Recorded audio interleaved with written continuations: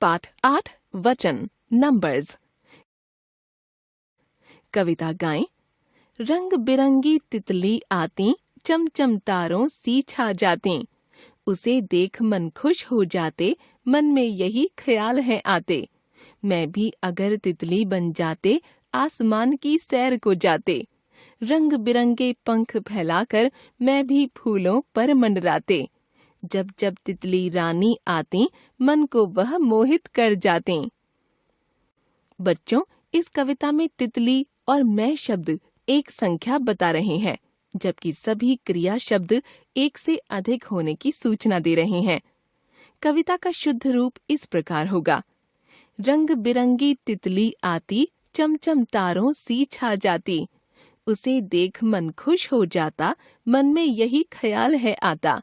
मैं भी अगर तितली बन जाता, आसमान की सैर को जाता। रंग बिरंगे पंख फैलाकर मैं भी फूलों पर मंडराता। जब जब तितली रानी आती, मन को वह मोहित कर जाती। बच्चों, ध्यान रखिए, हिंदी में संज्ञा शब्द या तो एक या एक से अधिक होने की सूचना देते हैं तथा क्रिया भी उसी के अनुसार बदलती है। संज्ञा शब्दों के जिस रूप से उनके एक या अनेक होने का पता चलता है, व्याकरण में उस रूप को वचन कहते हैं। हिंदी में वचन के दो भेद होते हैं, वचन, एक वचन, बहुवचन। एक वचन सिंगुलर।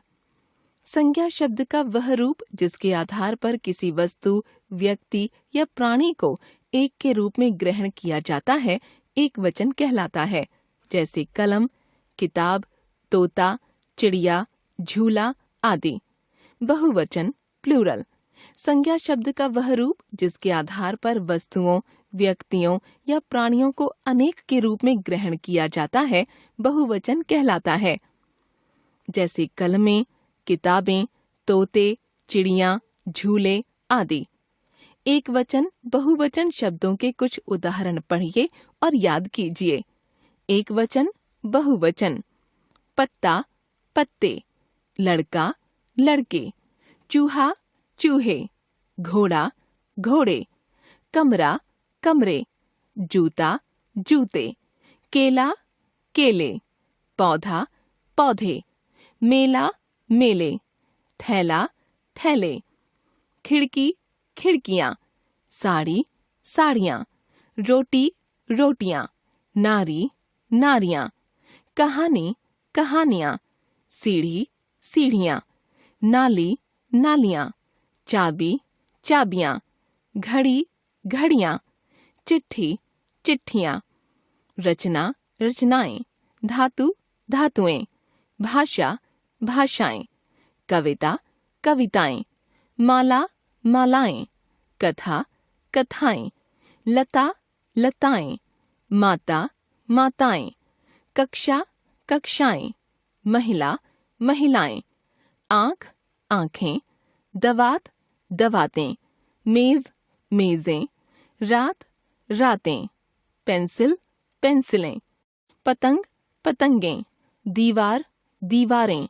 बात, बातें। दुकान, दुकानें। बहन, बहनें। कुछ और जानें। आदर प्रकट करने के लिए बहुवचन का प्रयोग किया जाता है, जैसे पिताजी बाजार गए हैं। हमने सीखा, भाषा में प्रत्येक संज्ञा शब्द एक या अनेक के रूप में ग्रहण किया जाता है।